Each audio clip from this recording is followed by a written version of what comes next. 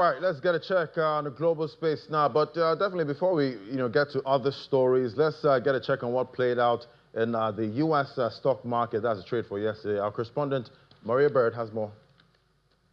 The U.S. stock market closed sharply higher on Tuesday as the Dow Jones was up at 1.4%, the S&P 500 also up at 0.9%, and the heavy tech Nasdaq rebound by the end of the day was higher at 0.7%.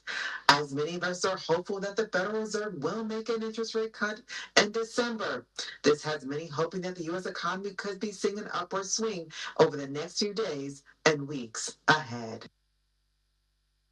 All right, we'll get more updates at 1:30 for what's playing out with most of those markets. But let's get to other stories now. We see in Australia, we see the inflation that rose there. That's in Australia. Consumer price index, it grew, more than expected. That's the inflation there, and definitely that's changed the stance there for the Reserve Bank's plan to cut interest rates further. Headline CPI inflation that rose 3.8% year-on-year in October. And that's from data from the Australian Bureau of Statistics.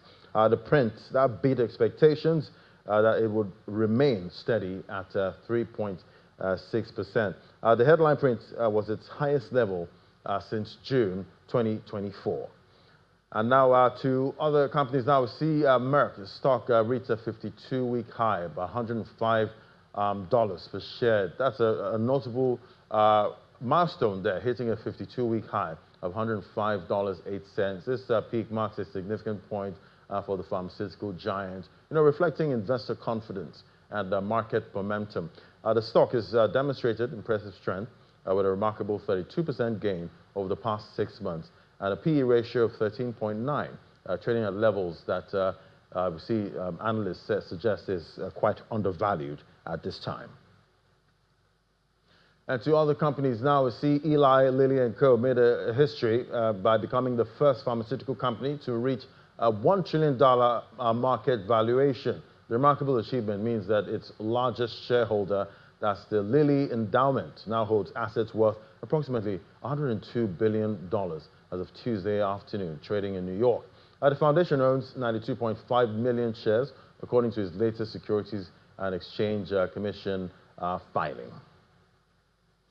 And to other stories now, see Miami International Holding Inc., that's MIAX, announced it has agreed to sell 90% of its MIAX Derivatives Exchange subsidiary to Robinhood Markets Inc., that's ticker HOOD, in partnership with Susquehanna International Group. MIAX will retain a 10% stake in the exchange. The transaction involves MIAX DX, which operates as both a designated contract market and derivatives clearing organization, with regulatory approval from the Commodity Futures Trading Commission to list the fully collateralized futures options on futures and swaps.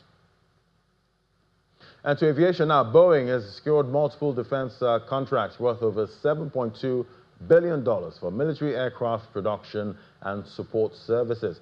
The U.S. Department of War awarded Boeing's Mesa, Arizona facility a $4.69 billion firm fixed price contract for a new AH-64E Apache attack helicopter, longbow crew trainers, and related components. The contract includes spare and accessories with work scheduled for completion by May 30th, 2032. The project is funded through foreign military sales to Poland, Egypt, and Kuwait, with $2.3 billion already obligated.